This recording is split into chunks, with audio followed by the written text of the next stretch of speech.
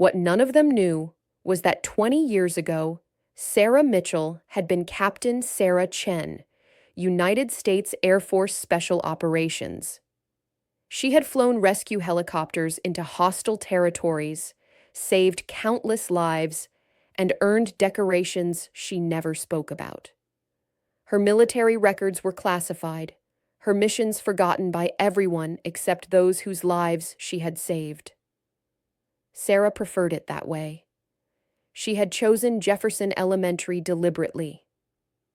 After retiring from the military, she wanted peace, routine, and the simple joy of watching children discover new worlds through books. The pay was modest, the work undemanding, and most importantly, nobody asked questions about her past. The transition from military life to civilian work had not been easy. For months after her retirement ceremony, Sarah had struggled with the silence. No more radio chatter, no more mission briefings, no more urgent calls to action. She had tried various jobs, consulting work for defense contractors, teaching at a community college, even working at a hardware store. Nothing felt right. Then one day, while volunteering at a local literacy program, she had watched a group of children listening to a story about a brave rabbit who helped other forest animals. The pure joy on their faces, their complete absorption in the narrative, reminded her of something she had almost forgotten: the power of hope and imagination to transform lives.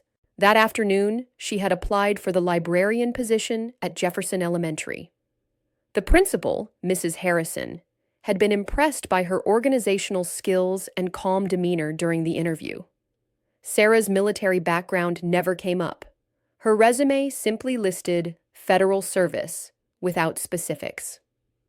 For 3 years, she had built a new life centered around books, children, and the quiet satisfaction of making a difference in small ways. She arrived early each morning to prepare the library, stayed late to help struggling readers, and spent her own money on new books when the budget ran short. The children adored her patient manner and seemingly endless knowledge of stories. Her apartment was small but comfortable, filled with books and a few mementos from her military service that she kept private. A folded flag in a wooden case, a group photo of her squadron, and a small metal collection in a drawer she rarely opened. She had no family nearby. Her parents had passed away during her military service, and she had never married or had children of her own. The closest relationships in her current life were with her library regulars: Emma, a precocious second grader who read at a 5th grade level; Marcus, a shy boy who found comfort in adventure stories; Jake, who was obsessed with anything involving aircraft; and dozens of others who saw her as a trusted adult who understood their world. Sarah's military training remained with her in subtle ways. She always knew the location of every exit in any building. She noticed when people around her seemed distressed or out of place. Her apartment was organized with military precision, and she maintained physical fitness habits that puzzled her neighbors, who sometimes saw her running at dawn. But these were just personal quirks, she told herself. Her combat days were behind her. Now her battles were fought with late book returns and budget constraints, and she was content with that smaller arena. That Tuesday morning in October started like any other.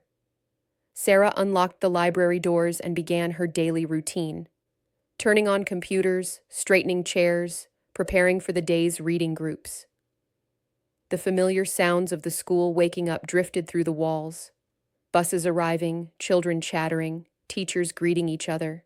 She reviewed her schedule for the day: story time with Mrs. Patterson's 2nd grade at 8:30, research help for 5th graders working on state history projects at 10, lunch duty in the cafeteria, and after-school tutoring for struggling readers.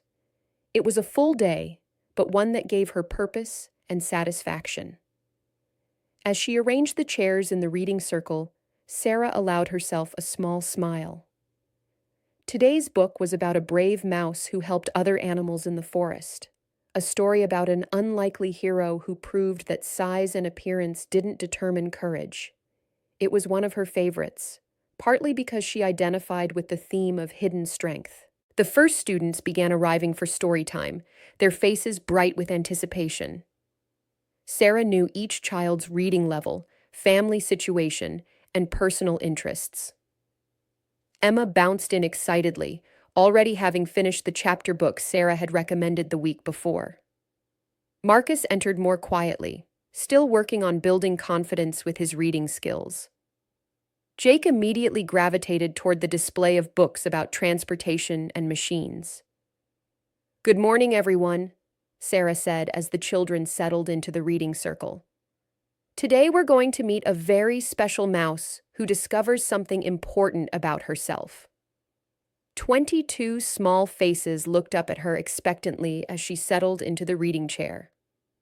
The morning light streamed through the library windows, creating a warm, safe atmosphere that Sarah had worked carefully to cultivate.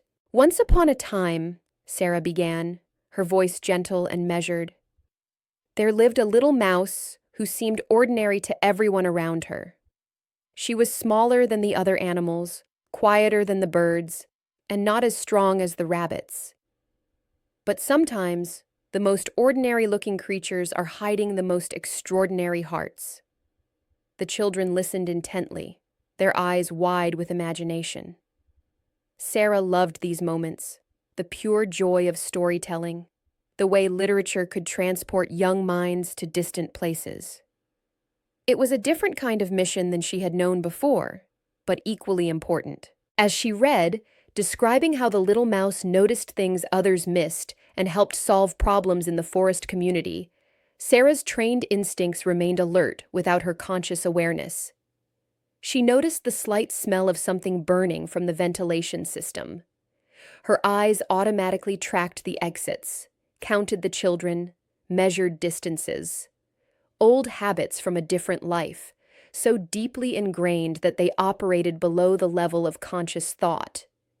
The smell grew stronger, acrid, and unmistakable. Sarah's military training identified it immediately. Electrical fire, probably in the building's infrastructure, spreading through the ventilation system. Her body tensed slightly, adrenaline beginning to flow, but her voice remained calm and steady as she continued reading. Sarah closed the book calmly and stood up, her movement smooth and controlled despite the alarm bells beginning to ring in her mind. "Children, let's take a little break from our story and line up by the door."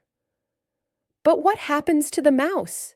asked Emma, a blonde girl in the front row whose sharp intelligence always kept Sarah on her toes. "We'll find out in just a few minutes," Sarah said, her voice still gentle, but now carrying an undertone of urgency that made the children respond immediately. Her military training had taught her that panic was contagious, but so was calm authority. As the students lined up with the automatic obedience that came from months of practice with fire drills, Sarah's mind was already shifting into tactical mode. She assessed the situation rapidly. 22 children in her immediate care, smoke smell intensifying, no visible fire yet, but clearly a developing emergency. The school's fire alarm system hadn't activated yet, which meant the fire was still in its early stages or hadn't been detected by the building's sensors. Then the fire alarm began to wail, its piercing sound echoing through the corridors and confirming what Sarah's trained senses had already told her. The children jumped at the sudden noise, several of them looking frightened, but Sarah's calm presence kept them from panicking. "Everyone hold hands with your buddy," she instructed, her voice clear and commanding despite the alarm. "We're going to walk quickly to our meeting spot outside, just like we've practiced." But as they reached the library door, Sarah saw smoke beginning to seep under the classroom doors across the hall. Through the glass panels, she could see children and teachers in obvious distress. The main exit, the one they were supposed to use according to the school's evacuation plan, was blocked by thick, dark smoke pouring from the direction of the kitchen and administrative offices. Sarah's mind instantly shifted into full tactical mode. accessing 20 years of training and experience in crisis situations. She analyzed the building layout from memory, considered alternative routes, calculated risks, and timing.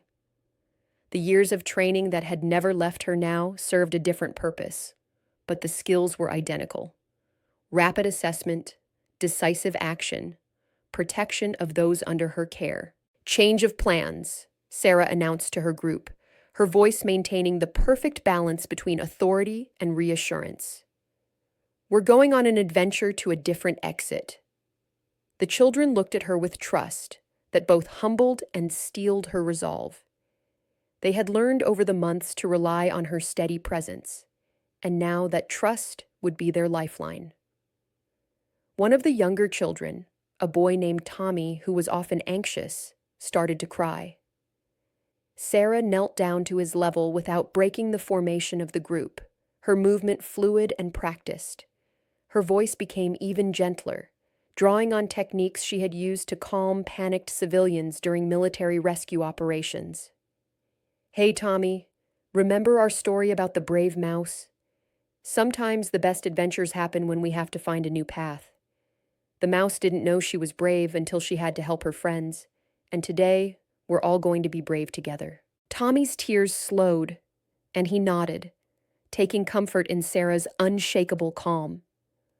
The other children gathered closer, instinctively seeking the protection her presence offered. Sarah led her group down the corridor toward the auxiliary exit on the building's east side, her mind constantly evaluating their environment. The smoke was thicker here, but still manageable. Her military training had included survival in smoke-filled environments, and she knew they had perhaps 10 minutes before conditions became dangerous for the children. As they passed the third-grade classrooms, Sarah saw through the windows that Mrs. Peterson's class was trapped. Smoke was filling their room from the ventilation system, and the teacher was frantically trying to calm 25 frightened children while searching for a safe exit route. The woman's face showed the beginning stages of panic, the wide-eyed look of someone facing a crisis beyond their experience. Sarah faced a choice that would define everything that followed. She could safely evacuate her own small group of 22 children, following protocol and ensuring their protection. Or she could risk everything to help the larger group of trapped students and their teacher. For anyone else, it might have been a difficult decision. For Sarah, with 20 years of military service built on the fundamental principle that you never leave anyone behind, there was no choice at all. "Everyone sit right here against this wall," she told her second graders, positioning them in the safest available location. "I need you to be the bravest children in the world for just a few minutes. Emma, you're in charge because you're the strongest reader and I trust you completely. Count to 60, then start counting again. Keep counting until I come back." "Where are you going?" Emma asked, her voice small but determined. Even at 7 years old, she sensed the gravity of the situation. "To help some friends," Sarah said, meeting the girl's eyes with complete honesty. "Just like the mouse in our story who went back to help the other animals even when it was scary." Emma nodded solemnly and immediately began organizing the other children, her natural leadership emerging under pressure. Sarah felt a moment of pride in how well she had chosen her temporary leader. Sarah approached Mrs. Peterson's classroom door and tried the handle, locked, as she had expected. The school's security protocols automatically locked classroom doors when the fire alarm activated. Through the glass panel, she could see Mrs. Peterson inside, holding a crying child, looking desperately toward the window as if contemplating the impossible. A second-story drop with 25 young children. The smoke in the classroom was getting thicker by the minute, and Sarah could see several children beginning to cough. Time was running out rapidly. Without hesitation, Sarah located a fire extinguisher from the wall mount 20 feet away. Her military training had taught her to use whatever tools were available, and she had memorized the location of every piece of emergency equipment in the building during her first week of work 3 years ago. She returned to the classroom door and used the extinguisher's metal base to strike the door's glass panel 3 precise times. Her technique was perfect, learned during tactical entry training years ago, creating an opening large enough to reach through and unlock the door without creating dangerous shards or making more noise than necessary. "Mrs. Peterson," she called through the opening. "This way! Bring everyone." The younger teacher looked shocked to see the quiet librarian taking charge with such apparent expertise, but her relief was visible. She immediately began guiding children toward the door, her trust in Sarah absolute. Sarah entered the smoke-filled room, her eyes watering, but her focus crystal clear. Her body remembered how to function in hostile environments: controlled breathing, efficient movement, constant situational awareness. "Everyone hold the shirt of the person in front of you," Sarah instructed the children, her voice carrying easily over their frightened whispers. "We're going to play follow the leader all the way outside. Mrs. Peterson, you take the back of the line. I'll lead." She lifted the smallest child, a kindergartner named Maria, who had wandered into the wrong classroom during the confusion, and carried her while leading the group through the corridor.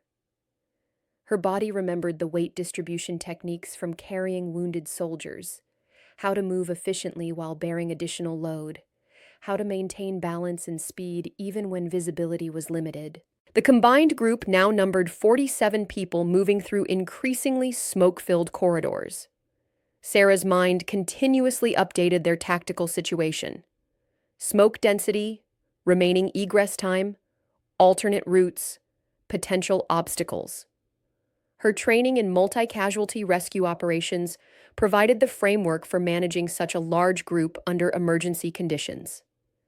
As they moved toward the auxiliary exit, they encountered another crisis. Mr. Rodriguez, the fourth-grade teacher, was leading his class of 23 students, but he had twisted his ankle during the initial evacuation and was limping badly. His students were clustered around him uncertainly, sensing their teacher's distress and becoming increasingly frightened. "Mr. Rodriguez," Sarah called. "This way." The man looked up, his face showing pain and worry. "I don't want to slow everyone down," he protested, gesturing to his injured ankle. "Take the kids. I'll find another way." "Negative," Sarah said, the military terminology slipping out before she could stop it. "We leave together or not at all. Take my arm."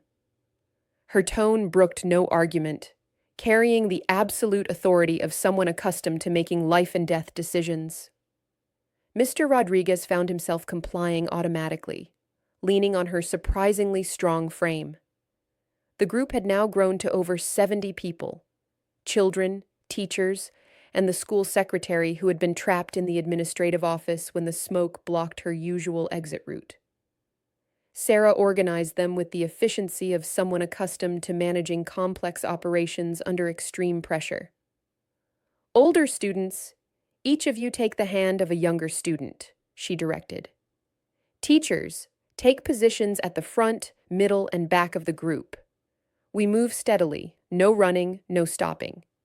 If someone falls, the person behind them helps them up immediately." Her instructions were clear, specific, and designed to prevent the chaos that could prove fatal in emergency evacuations.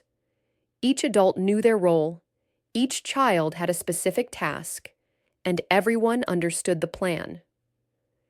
As they approached the auxiliary exit, Sarah encountered her most challenging obstacle yet. The exit door was equipped with a magnetic security lock that required a key card to open. The building's power was failing intermittently due to the fire's impact on the electrical system, and the lock kept engaging and disengaging randomly.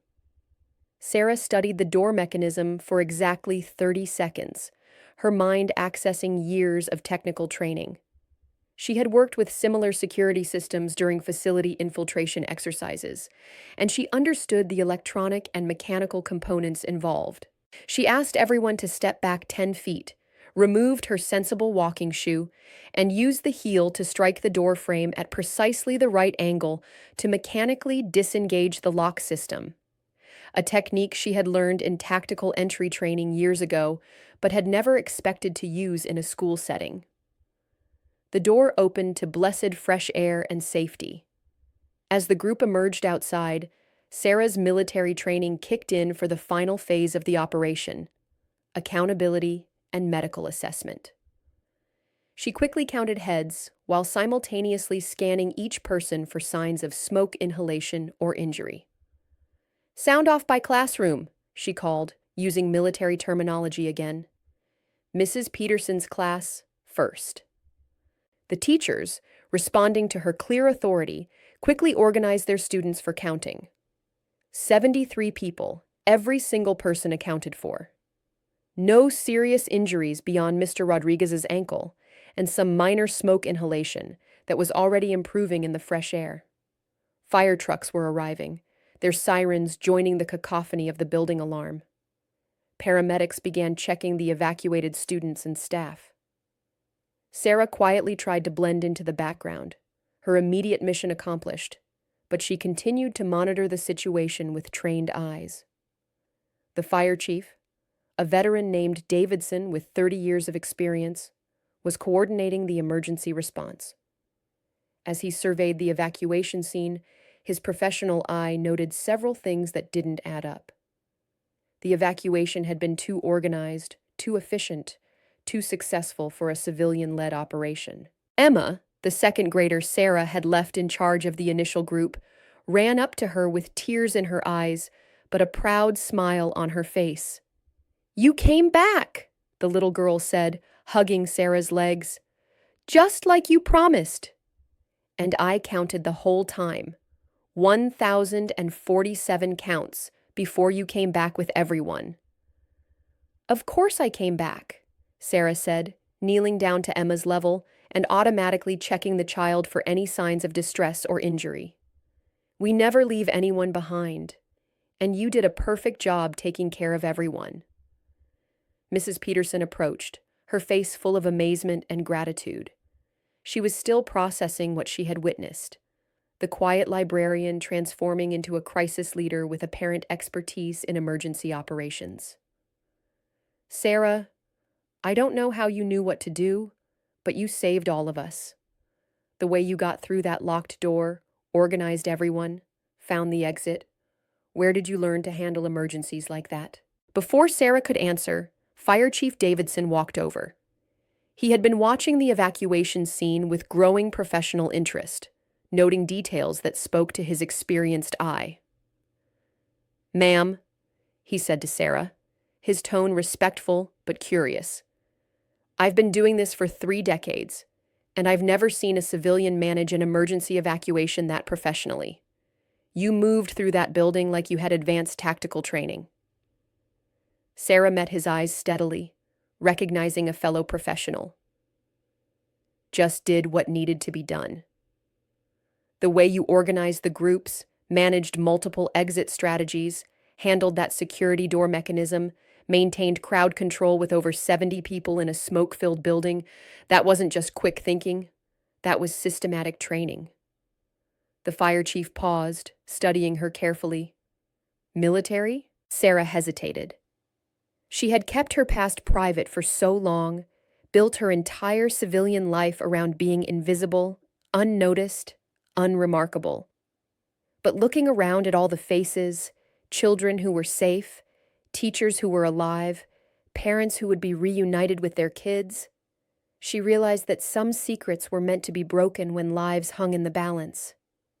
She nodded once, a small movement that carried enormous weight. "Air Force Special Operations, 20 years." The words hung in the air like a revelation that recontextualized everything. Mrs. Peterson's mouth opened slightly. Mr. Rodriguez, sitting on a paramedic stretcher having his ankle examined, stared at her with new understanding. The gathered teachers and parents began to murmur among themselves, pieces of a puzzle suddenly falling into place. "You're a pilot?" asked Jake, one of her regular library visitors, an 8-year-old obsessed with airplanes who had been in Mrs. Peterson's trapped classroom. I was, Sarah said simply, her voice carrying the quiet authority that comes from having lived through experiences most people could never imagine. What kind of planes?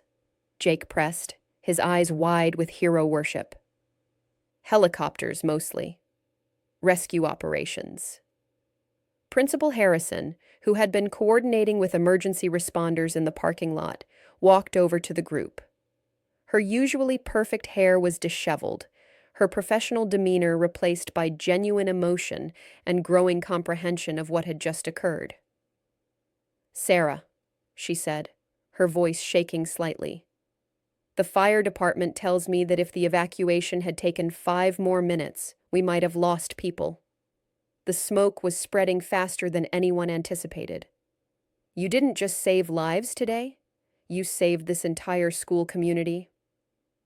"Anyone would have done the same," Sarah replied automatically, the response of someone trained to deflect individual credit in favor of team success. Fire Chief Davidson shook his head firmly. "No, ma'am, and I need you to understand that. Most people would have panicked, made critical mistakes, gotten lost in the smoke, created crowd crush situations trying to get out. You operated like a special operations professional because that's exactly what you are." Word began to spread among the gathered crowd of parents, teachers, emergency responders, and arriving media. The quiet librarian who had read stories and organized book fairs was actually a decorated military veteran who had spent 20 years saving lives in combat zones around the world. Parents began approaching Sarah, some with tears in their eyes, others with expressions of amazement. Each had the same message: gratitude for bringing their children home safely, and a new understanding of who had been quietly watching over their kids for the past 3 years. "My daughter talks about you all the time," said one mother. "She always said you made her feel safe in the library. Now I understand why."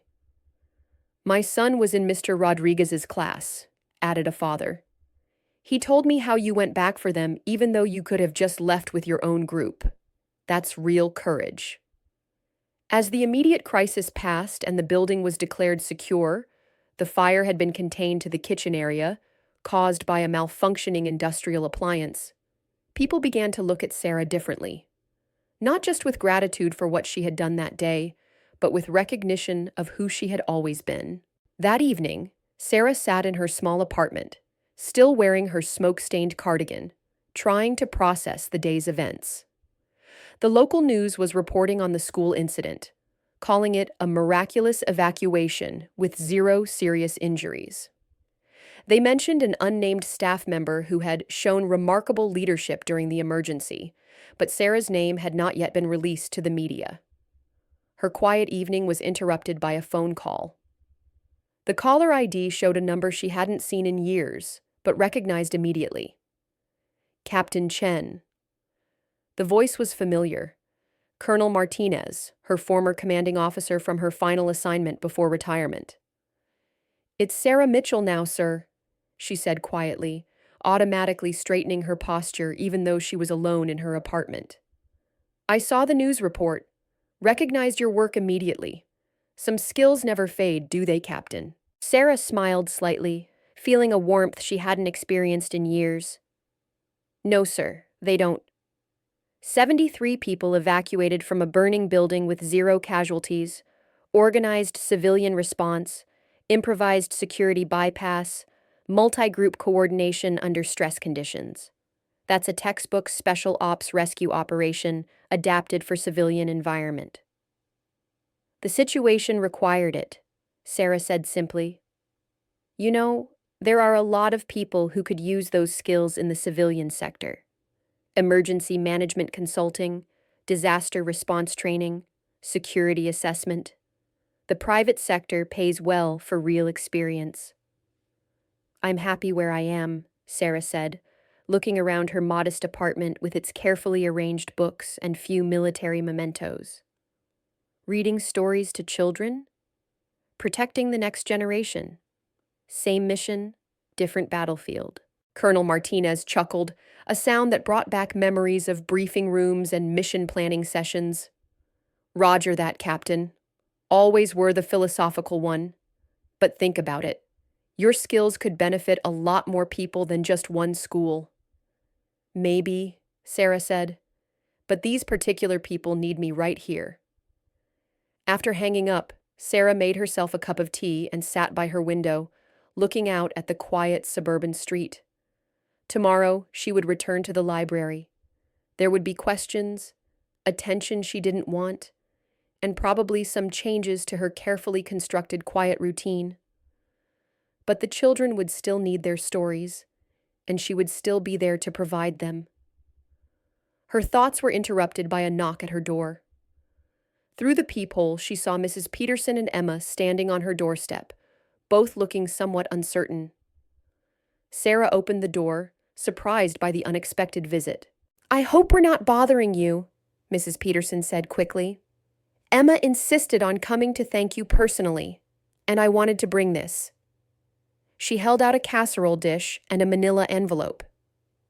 "The casserole is from my mother's recipe, comfort food, and the envelope contains something Emma made for you." Emma stepped forward, her usual boldness tempered by shyness. "Miss Sarah, I made you something because you're the bravest person I know." Sarah accepted the gifts and invited them in. Her apartment was neat and simply furnished, but Emma's sharp eyes immediately noticed the bookshelf filled with technical manuals, the precisely organized workspace, and the framed photograph of people in military uniforms. "Is that you?" Emma asked, pointing to the photo of Sarah's helicopter rescue squadron. "That's me," Sarah confirmed, looking at her younger self in flight gear, surrounded by her team. "You look different," Emma observed with a child's honesty. "I was different then. That was my job before I became a librarian." Emma studied the photo carefully. "Were you saving people then too?" "Yes, but in a different way." Mrs. Peterson was also looking around the apartment, noticing details that spoke to Sarah's military background. "How long were you in the service?" 20 years. I retired and came here because I wanted a quieter life." "But you still saved everyone today," Emma said matter-of-factly. "So you're still saving people, just different people." Sarah smiled at the child's simple logic. "I suppose that's true." Emma opened her envelope and pulled out a drawing she had made. It showed Sarah with wings, flying over a school building with children safely gathered below. The message at the bottom read, "To Miss Sarah, the bravest mouse in the whole world." Sarah felt her throat tighten with emotion. "This is beautiful, Emma. Thank you." "The mouse in the story saved everyone because she was brave even though she was small," Emma explained. "You saved everyone because you were brave even though everyone thought you were just a librarian." After they left, Sarah hung Emma's drawing on her refrigerator next to her duty roster and emergency contact numbers. The child's words echoed in her mind. Still saving people, just different people. The next morning, Sarah arrived at school to find something unprecedented. A small group of parents was waiting by the library entrance, and as she approached, they began to applaud, not loudly or dramatically, but with genuine appreciation that spoke louder than any ovation. "Thank you," said one mother simply, her voice thick with emotion, "for bringing my daughter home safe." A father stepped forward and shook her hand. "My son Marcus was in Mrs. Peterson's class. He told me how you came back for them even though you could have just left with your own group. That's real courage, putting other people's children before your own safety." Another parent added, "We've been talking, and we realized we never really knew who was watching over our kids every day. Now we do." Sarah felt deeply uncomfortable with the attention, but accepted their thanks gracefully. She had spent her entire military career learning to deflect individual recognition in favor of team accomplishments. But these parents needed to express their gratitude, and she owed it to them to receive it with grace. Inside the library, she found her desk covered with flowers, cards, and small gifts. The children had arrived early and decorated the space with handmade thank you cards, each one showing her in crayon and marker. Most depicted her as a superhero or a knight, always with the words, "Thank you," in large, careful letters. Emma's card showed Sarah with wings, flying over a school building with children safely gathered below, with the message, "To Miss Sarah, who taught us that heroes can be anyone." Marcus, the shy boy who had been in the trapped classroom, had drawn her opening the locked door with what appeared to be magical powers. His note read, "Thank you for not leaving us behind." Jake had drawn a detailed helicopter with Sarah as the pilot, rescuing people from a burning building.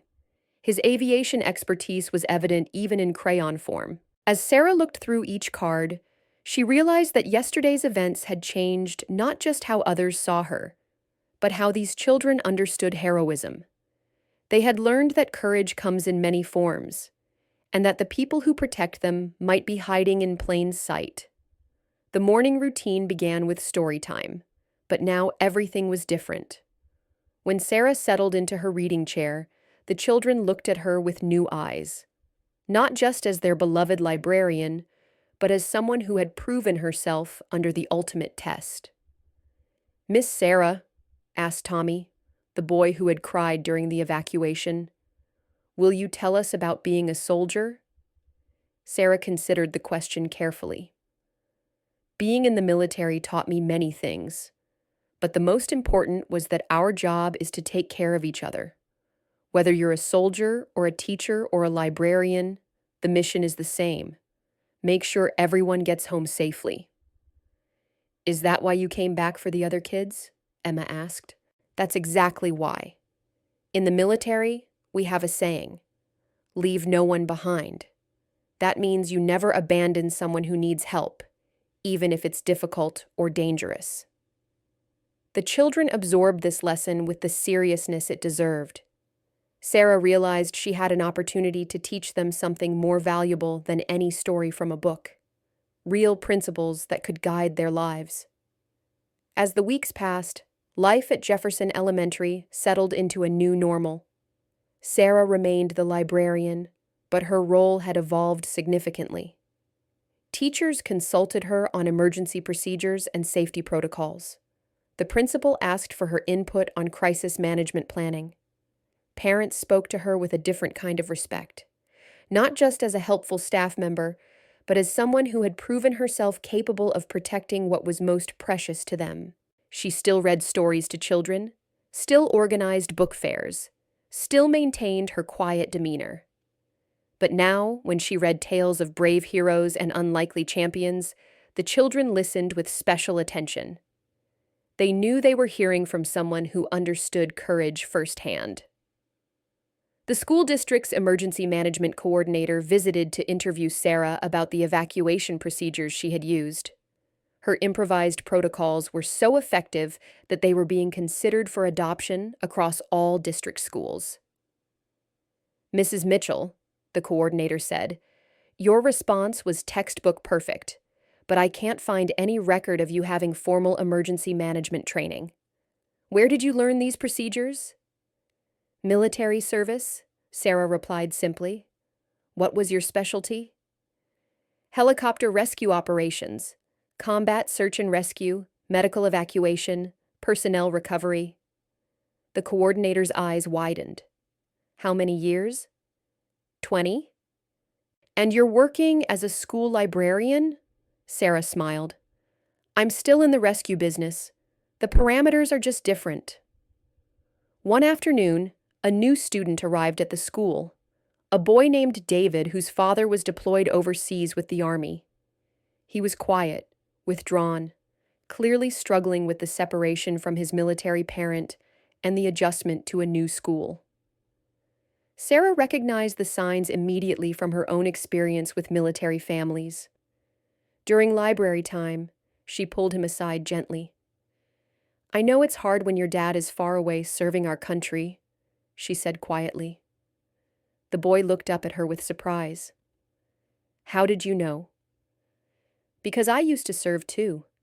And I know that sometimes the bravest thing a soldier's family can do is be strong while they're gone. Really? You were a soldier? A pilot. And every day I carried with me the knowledge that there were families like yours back home, counting on us to do our jobs so you could be safe. David's eyes brightened slightly. Did you ever get scared? Every day, Sarah admitted. But being brave doesn't mean you're not scared. It means you do what's right even when you are scared.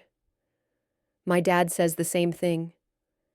Your dad is right, and he's doing important work, just like you're doing important work by being strong and taking care of your mom while he's gone.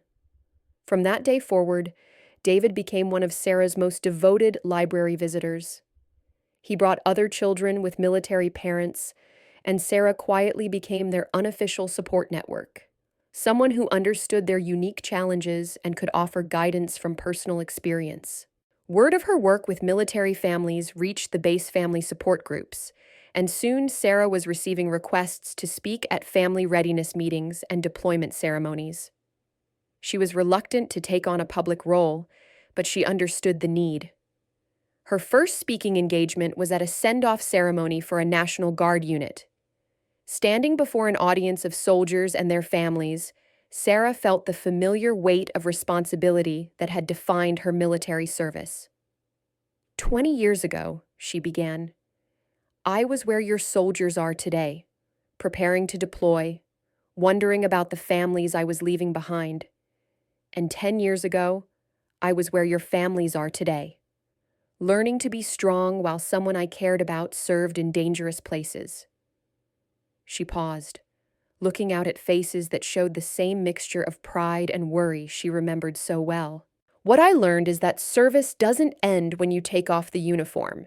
It changes form. Your soldiers will serve our country overseas. You families will serve by being strong at home.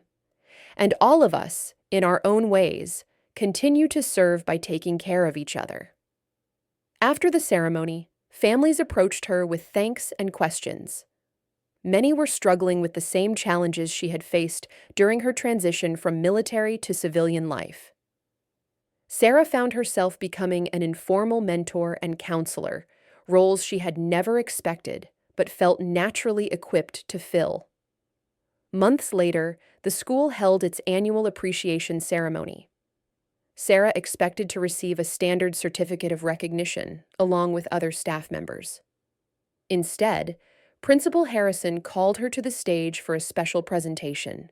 This year, the principal announced to the packed auditorium, we learned that heroes don't always wear capes or uniforms. Sometimes they wear cardigans and read stories to children. Sarah Mitchell, our librarian, is also a retired Air Force captain who served our country for 20 years before serving our children. The audience, parents, students, teachers, and community members rose in a standing ovation that lasted several minutes. Sarah felt her cheeks flush, still uncomfortable with public recognition after months of increased attention. Captain Mitchell, the principal continued when the applause finally died down, you have shown us that true service never ends. It just finds new forms. Whether you're rescuing soldiers in combat zones or evacuating children from a burning building, your commitment to protecting others defines who you are. Sarah accepted the plaque, a beautiful piece recognizing her dual service to country and community. But as she looked out at the audience, she saw something more meaningful than any award. The faces of children who were alive and safe, teachers who had learned from her example, and parents who trusted their most precious gifts to her care every day. In her brief acceptance speech, Sarah kept her words simple and heartfelt. I've had 2 careers in my life, she said, her voice carrying clearly through the auditorium's sound system. In both, my job was to bring people home safely. The location changed, the methods changed, but the mission remained the same. Every child who walks through our school doors deserves to feel secure, supported, and ready to learn. That's what we're all here to provide. She paused, looking directly at the children in the audience. I want every student here to remember that heroes come in all shapes and sizes. Your teachers are heroes every day. Your parents are heroes. Your classmates can be heroes. The janitor who keeps our school clean is a hero. Heroes are all around us, often hiding in plain sight, doing important work without expecting recognition. The applause that followed was different from the first, warmer, more personal, filled with understanding rather than just appreciation. As the ceremony ended and people began to leave, Fire Chief Davidson approached Sarah with a familiar expression of professional respect. "Captain," he said, "I have a proposal for you.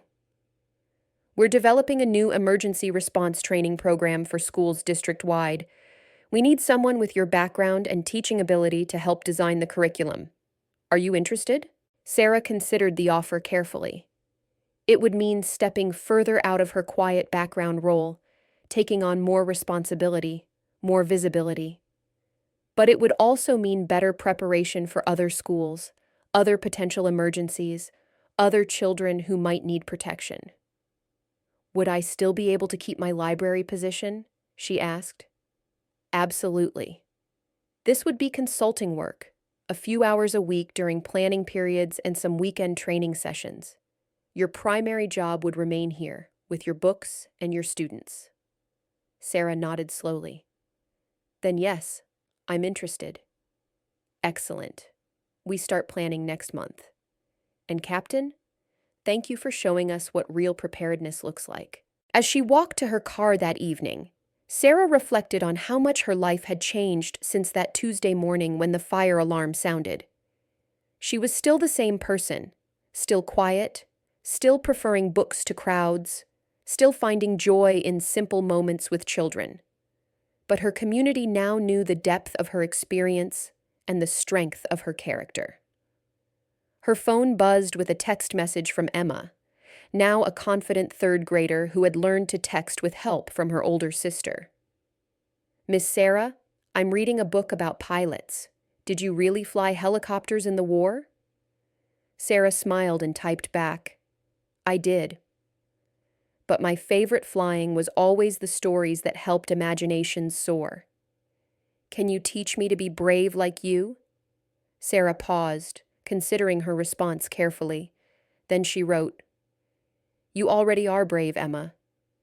You just haven't had reason to show it yet. But when the time comes, you'll know exactly what to do."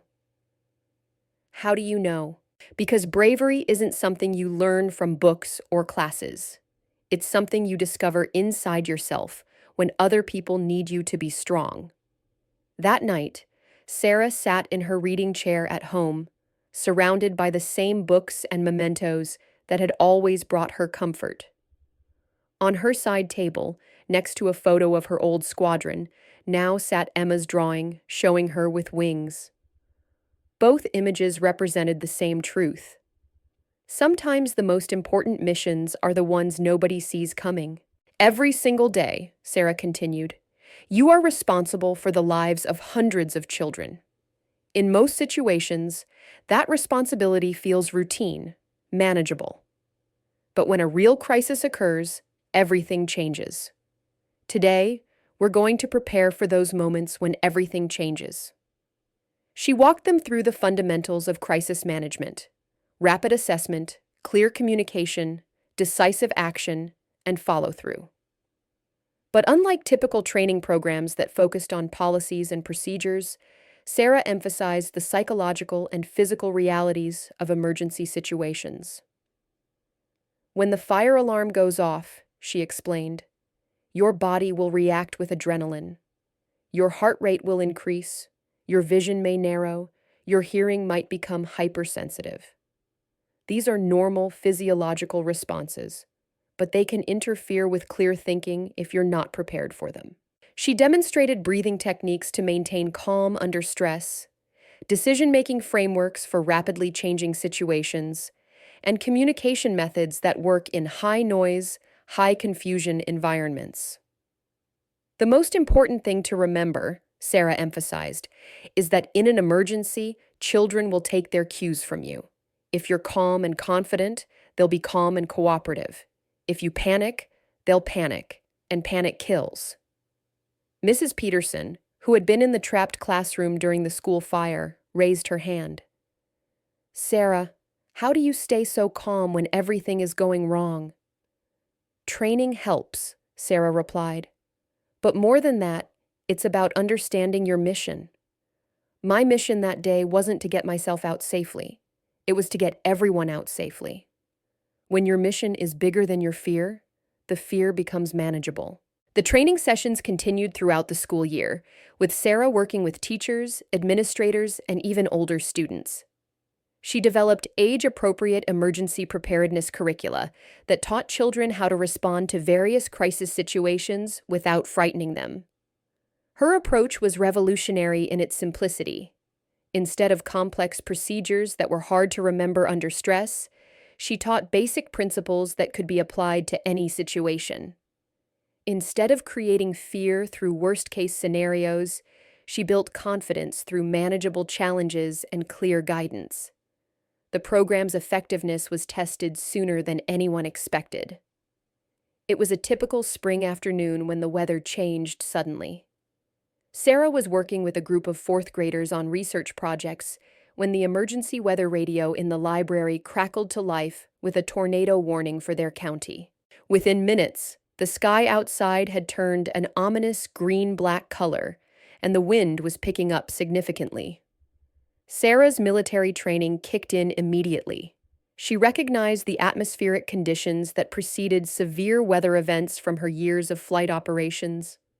The school's tornado protocol called for students and staff to move to interior hallways and assume protective positions. But as Sarah looked at the rapidly deteriorating conditions outside, she realized the standard procedure might not be adequate for what was coming. She made a command decision that would later be analyzed by emergency management professionals across the state. Instead of following the standard protocol of moving everyone to the main hallway, Sarah directed the students in her section to the school's basement storage area, a location that technically wasn't part of the official tornado plan, but offered superior protection based on her understanding of structural engineering and weather dynamics. "Everyone follow me!" she called out, her voice carrying the unmistakable authority that had emerged during the fire emergency. "We're going to our safest possible location."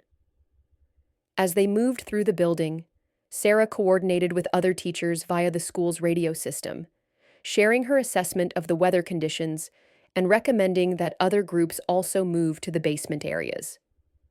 Principal Harrison, monitoring the situation from the main office, initially hesitated to deviate from established protocol. But her experience during the fire had taught her to trust Sarah's judgment in crisis situations. "All units, this is the principal," she announced over the radio. "Follow Mrs. Mitchell's recommendations for positioning. She has the tactical lead on this emergency."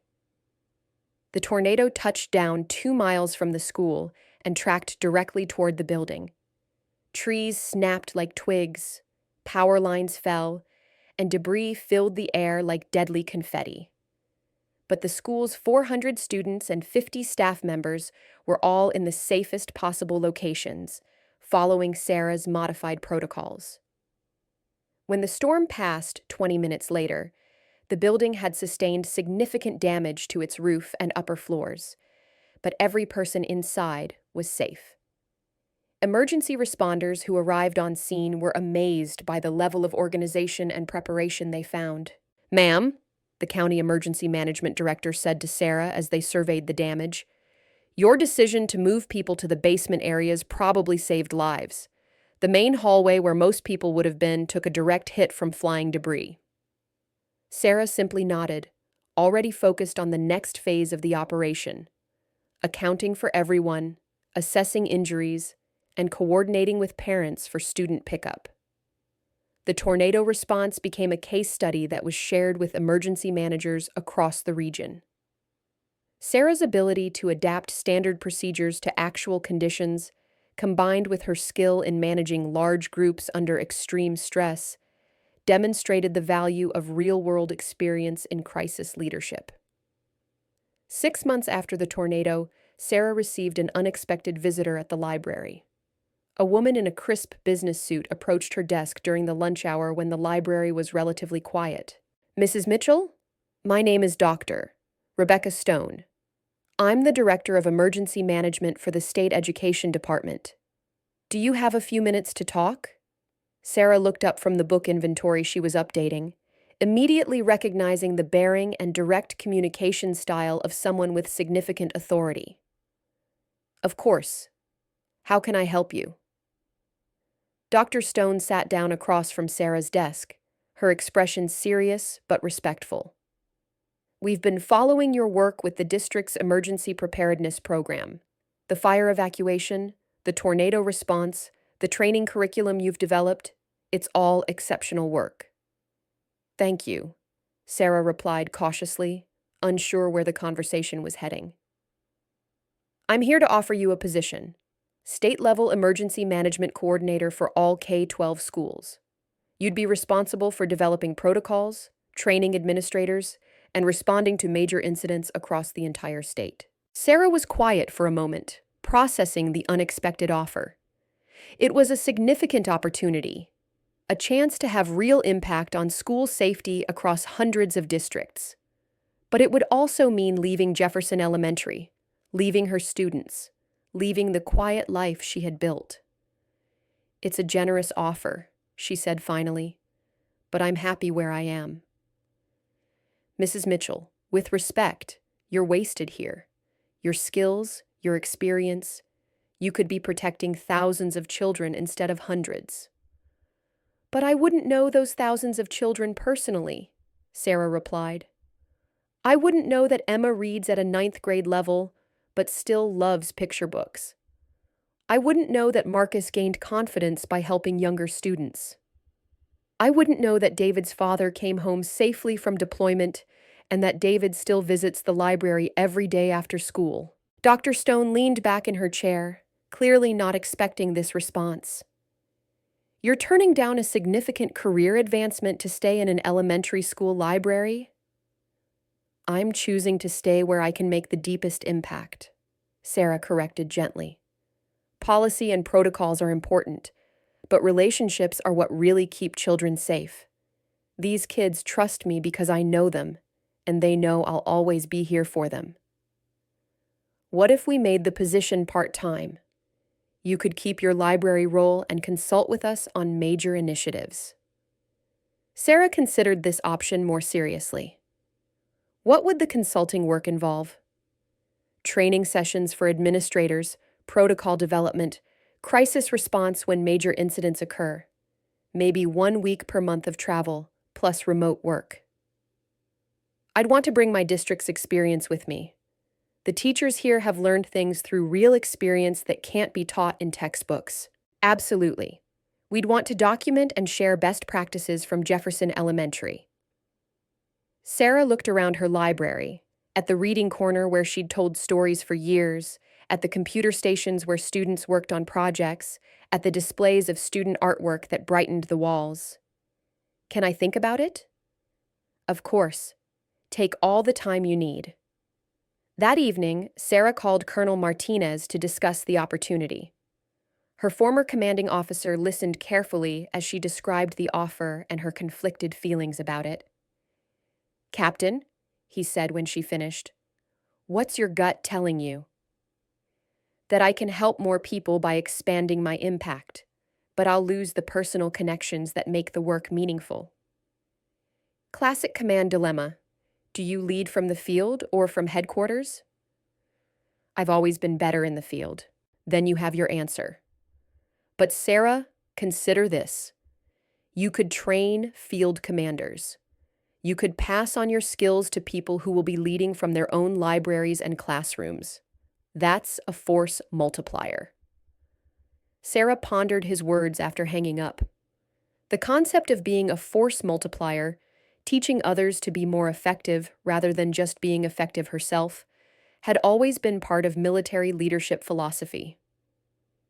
The next morning, Sarah arrived at school to find Emma waiting by the library door with a concerned expression.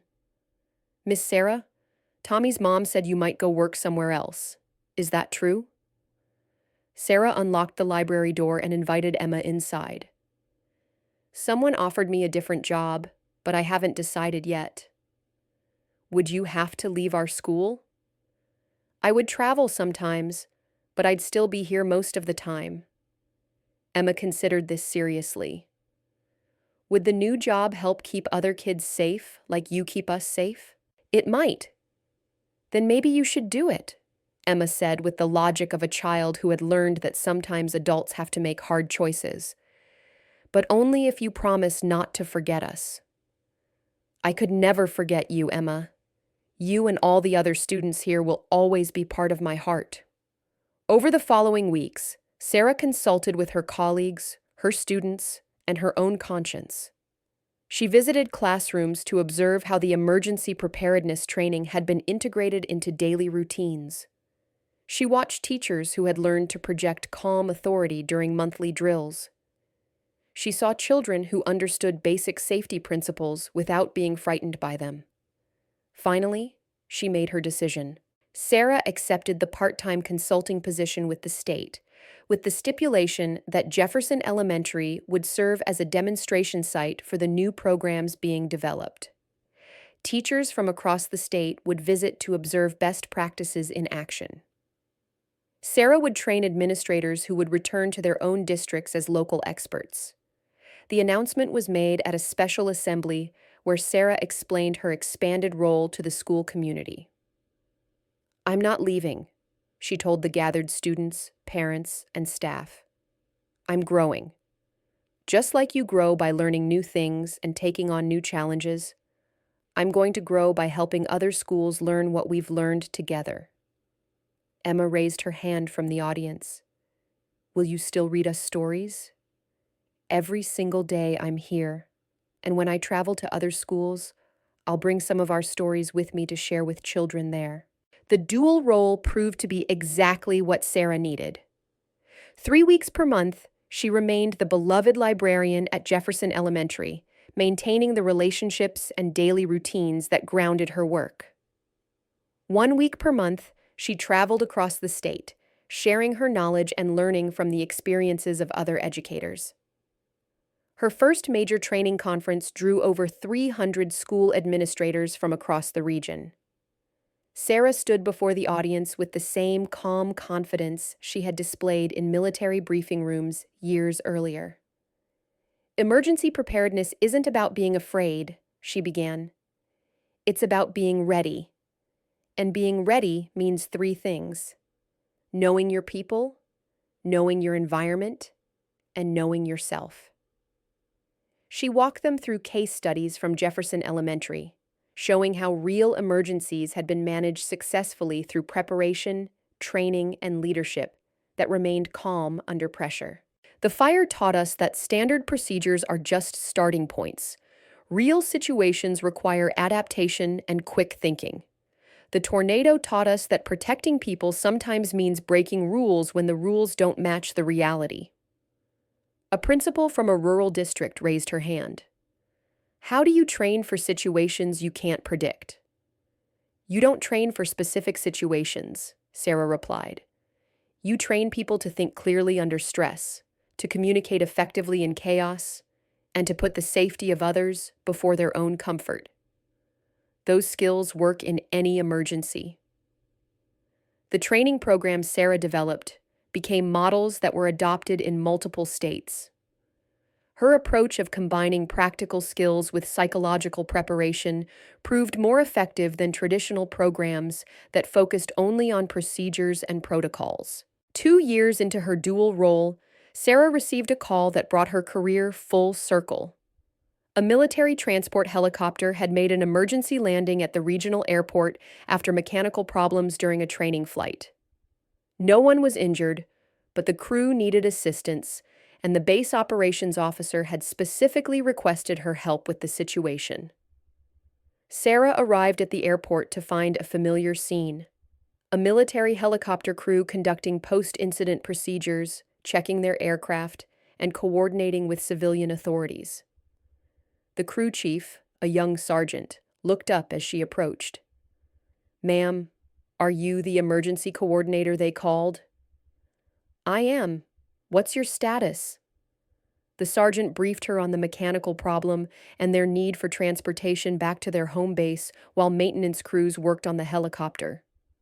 As Sarah coordinated with local officials and arranged ground transportation, she noticed the pilot watching her with curiosity. "Excuse me," the pilot said as they prepared to leave, "but you handle military coordination like you've done it before." "I have," Sarah replied simply. "What unit?" "Air Force Special Operations, 20 years of helicopter operations." The pilot's expression changed immediately to one of professional respect. "Ma'am, would you mind if I asked what aircraft you flew?" "HH-60 Pave Hawks mostly. Some MH-53s on special operations missions." "I'll be damned," the pilot said quietly. "Combat search and rescue?" "Among other things." The young sergeant stepped forward. "Ma'am, my grandfather flew rescues in Vietnam. He always said CSAR pilots were the bravest people in the military because they flew into danger to save others when everyone else was flying away from it." Sarah felt the familiar warmth of recognition from fellow professionals. "We all did our jobs, your grandfather included." As the military personnel departed, Sarah reflected on how different aspects of her life had come together. Her military experience informed her civilian work, while her civilian work had given new purpose to her military skills. She was no longer Captain Chen or just Sarah Mitchell the librarian. She was a synthesis of both identities, stronger and more effective because of the integration. That evening, she returned to Jefferson Elementary for the spring book fair. As she watched parents and children browsing together, selecting stories that would become treasured memories, she realized that all of her roles, military pilot, librarian, emergency coordinator, were really variations on the same theme: protecting what matters most. Emma, now a fifth grader and one of the book fair volunteers, approached with her characteristic directness. "Miss Sarah, do you ever miss being a soldier?" "I miss some parts of it," Sarah replied honestly. "I miss the clear sense of mission and the close relationships with my team. But I haven't stopped being a soldier. I've just found a different way to serve. By taking care of kids instead of taking care of soldiers. By taking care of the people who need me, whoever they are, wherever they are." Emma nodded as if this made perfect sense to her. "That's what heroes do, right? They help whoever needs help." That's exactly what heroes do. On Sarah's 5th anniversary at Jefferson Elementary, the school held a special celebration that brought together all the threads of her expanded life. Current students, former students who had moved on to middle school, parents, teachers, and colleagues from across the state gathered to honor her contributions. The program included presentations from students whose lives had been directly impacted by her work. Emma, now in 7th grade but still a regular library visitor, spoke on behalf of all the students. "Miss Sarah taught us that being brave doesn't mean you're not scared," Emma said, with the poise of someone who had learned important lessons early in life. "It means you do the right thing even when you are scared." She taught us that heroes can be anyone: teachers, librarians, parents, even kids like us. Marcus, the shy boy who had gained confidence through Sarah's encouragement, had become a peer tutor who helped younger students with reading difficulties. He spoke about how Sarah had shown him that helping others was the best way to build his own strength. David, whose military father had deployed multiple times during his elementary years, had started a support group for other military children. He credited Sarah with teaching him that service comes in many forms and that every person has something valuable to contribute. Fire Chief Davidson presented Sarah with a special recognition from the State Firefighters Association for her contributions to emergency preparedness education. Captain Mitchell has made our communities safer by teaching people to think clearly and act decisively when lives are on the line, he said. Dr. Stone from the State Education Department announced that the emergency preparedness protocols developed at Jefferson Elementary were being adopted as the state standard, with Sarah's training methods becoming the required curriculum for all school administrators. But the most meaningful recognition came from Colonel Martinez, who had flown in specifically for the celebration. In his brief remarks, he captured the essence of Sarah's journey. Captain Chen, and she will always be Captain Chen to those of us who served with her, represents the best of military values applied to civilian service. She understands that the mission never ends, it just evolves. She has shown that the skills we learn in service to our country can be used to serve our communities, our children, and our future. As the celebration concluded, Sarah found herself surrounded by the living legacy of her work. Children who were safer because of the protocols she had developed, teachers who were more confident because of the training she had provided, and parents who trusted their schools because they knew people like Sarah were watching over their children. Emma approached as people were beginning to leave, carrying a special gift from all the current and former students. "Miss Sarah, we made this for you," she said, presenting a scrapbook filled with photos, drawings, and letters from hundreds of children whose lives Sarah had touched over the years. The cover showed a drawing of Sarah with wings, but this time she wasn't alone. She was surrounded by children who also had wings, all flying together over a safe and welcoming school. The title read, "Our Guardian Angel, Miss Sarah, who taught us all to fly." As Sarah paged through the scrapbook, she saw the faces of every child she had taught, helped, protected, and inspired. Each page represented a life that had been positively impacted by her quiet dedication to service. "This is the most beautiful gift I've ever received," she told Emma with tears in her eyes. "It's because you're the most beautiful person we know," Emma replied with simple honesty. "Not pretty beautiful, heart beautiful." That night, Sarah sat in her apartment surrounded by the memorabilia of a life well lived. Military commendations, photographs from her service years, thank you cards from students, recognition awards from her civilian work, and the precious scrapbook from the children. Her phone rang, displaying a number she didn't recognize. "Mrs. Mitchell? This is Colonel Jennifer Walsh from the Air Force Academy. I hope I'm not calling too late." "Not at all. How can I help you?" "We've been following your work in emergency preparedness education. I'd like to discuss an opportunity with you. We're developing a new curriculum for cadets on civilian-military cooperation in crisis response. We need someone with your unique background, military experience combined with civilian emergency management expertise." Sarah listened as Colonel Walsh described a teaching position that would involve training future Air Force officers in the skills needed to work effectively with civilian authorities during disaster response operations. "It would be a summer program initially," Colonel Walsh explained. 3 months each year at the academy.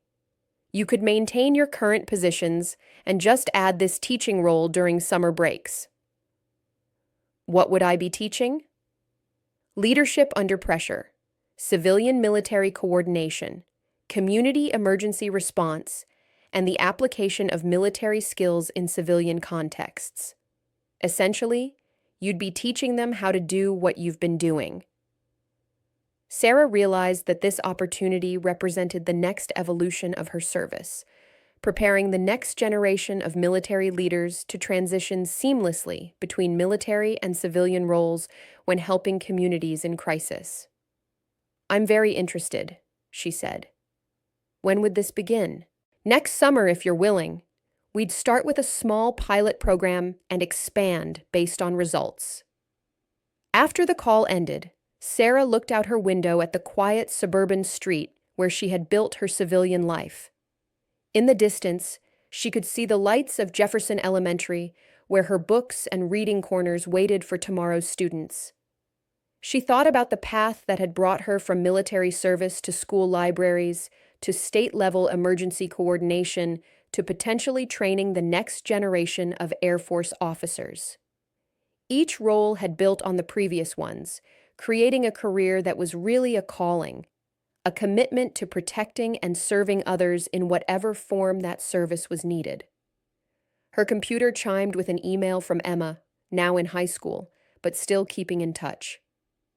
"Miss Sarah," the message read, "I just wanted you to know that I've decided what I want to study in college: emergency management and education.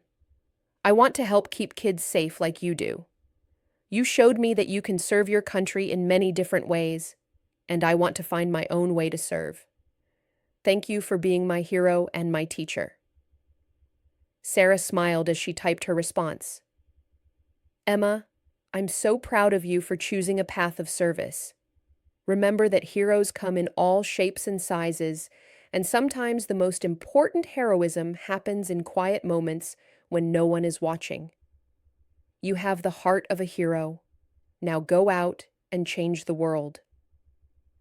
As she prepared for bed, Sarah reflected on the journey that had brought her to this point.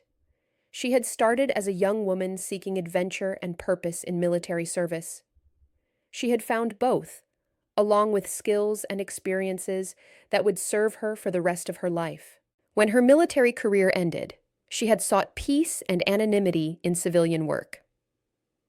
But life had shown her that true peace comes not from hiding from responsibility, but from embracing it in new forms. Now, approaching what might be called the third act of her career, Sarah understood that service was not a job or a role, but a way of being in the world.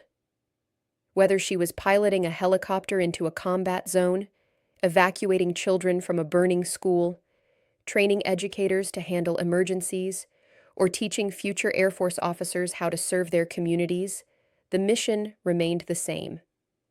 Use your skills, experience, and courage to protect and help others. 5 years later, Sarah stood before a graduating class of Air Force cadets at the Academy, delivering her final lecture of the summer program that had grown from a small pilot to a required course for all future officers. "Ladies and gentlemen," she began, looking out at young faces that reminded her of her own younger self decades earlier. "Today marks the end of your formal training in civilian-military cooperation. But it's really the beginning of a lifetime of service that will take many different forms as your careers evolve." She paused, seeing the eager attention of students who had spent the summer learning from her experiences and those of guest instructors from various civilian emergency management agencies. "Some of you will serve your entire careers in uniform. Others will transition to civilian roles where your military training will inform your service in new ways. All of you will face moments when your skills and courage will be tested not by enemy action, but by natural disasters, community emergencies, and situations where people will look to you for leadership simply because you wear the uniform or carry the experience of having worn it." A cadet raised her hand. "Ma'am, how do you know when it's time to transition from military to civilian service?" Sarah smiled, remembering asking similar questions herself years earlier. "You don't choose the timing chooses you, but when the moment comes, you'll recognize it, because the mission will be clear. Use everything you've learned to serve in a new way, in a new place, with new people who need what you have to offer." After the graduation ceremony, Sarah walked across the academy grounds, reflecting on how the circle of her service continued to expand. Her former students were now serving as Air Force officers around the world, but they carried with them an understanding of how their military skills could serve civilian communities. Her emergency preparedness programs were now used in schools across multiple states, keeping children safer and better prepared for various crisis situations. The teachers she had trained were training others, creating a network of prepared educators who understood that their most important mission was protecting the lives entrusted to their care. And at Jefferson Elementary, a new librarian was reading stories to children in the reading corner Sarah had created, continuing the tradition of combining literary education with quiet vigilance over the safety and well-being of students. As Sarah drove home that evening, her phone buzzed with a text message from Emma, now a college senior majoring in emergency management and education. Miss Sarah, I got accepted to graduate school for disaster response coordination. I start my thesis research next semester on school emergency preparedness. Guess whose program I'm studying as a model? Sarah smiled and pulled over to text back. I'm so proud of you, Emma. Remember what we learned from the story of the brave mouse? Sometimes the most ordinary-looking people are hiding the most extraordinary hearts. You're going to change the world. I learned from the best, Emma replied. See you at Christmas when I'm home from school. I have so many stories to tell you about how I'm using everything you taught me. As Sarah continued her drive home, she realized that this was perhaps the greatest measure of a life well lived. The knowledge that the important lessons she had learned were being passed on to others who would carry them forward into their own service to others. The mission continued, carried by new hands, but guided by the same principles that had shaped her entire adult life: courage, competence, compassion, and an unwavering commitment to leaving no one behind. Sarah Mitchell, formerly Captain Chen, had found her true calling not in any single role or career, but in the continuous evolution of service that adapted to meet the needs of each new chapter of life. She had learned that heroes don't retire. They just find new ways to serve, new people to protect, and new lives to touch with the quiet courage that comes from understanding that everyone matters, every life has value, and everyone deserves someone who will stand watch over them. The Guardian remained vigilant, as she always had, as she always would, in whatever form her service would take in the years to come. If this story touched you, don't forget to like, comment, and subscribe. We'd love to hear what inspired you the most, and where in the world are you watching from? Let us know below.